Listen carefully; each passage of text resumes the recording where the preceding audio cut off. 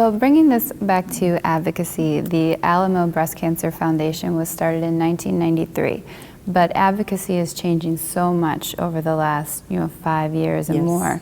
So what are some trends you're seeing in this? When it started, I was diagnosed in December of '94, so I'm going to be 21 next week.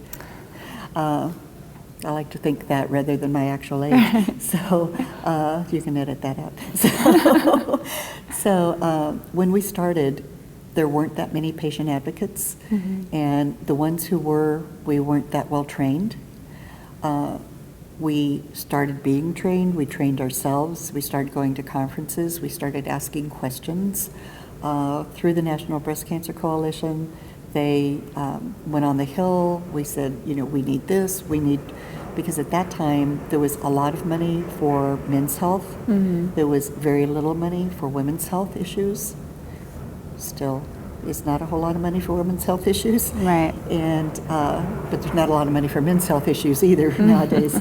So what we see is what we worked so hard for, and pushing into offices and following the senators and congressmen into the men's bathrooms to get them to sign on to different bills to develop more money, or to increase NIH funding, or to start the Department of Defense Breast Cancer Research Program, or to end breast cancer, or to early detection. Is that really the key to provide more money for clinical trials?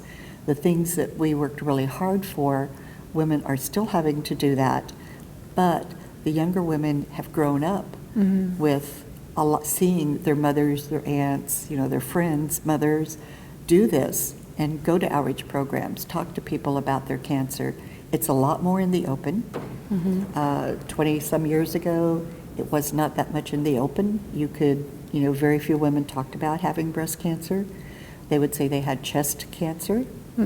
So, and men didn't have prostate cancer. They had lower stomach cancer.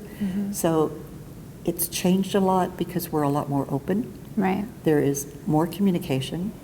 I mean, when we started, the internet was in its infancy, and hardly anyone had computers. So like if we had something, we had an education program, we had a telephone tree. Right. And each volunteer would call 20 people on this telephone tree. Now we send out one email to 300-400 people at one little push.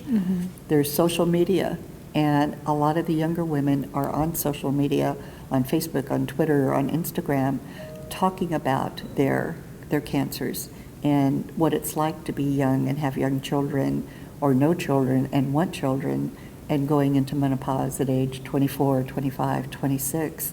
And and they're very depressed, but they're out there fighting because they want to know what is going on. What can I do? How can we stop this? How can we stop disease? When is the time that the money's going to be there to fight disease rather than wars? Because disease is a war in itself. It's a war in a person's body, just not external.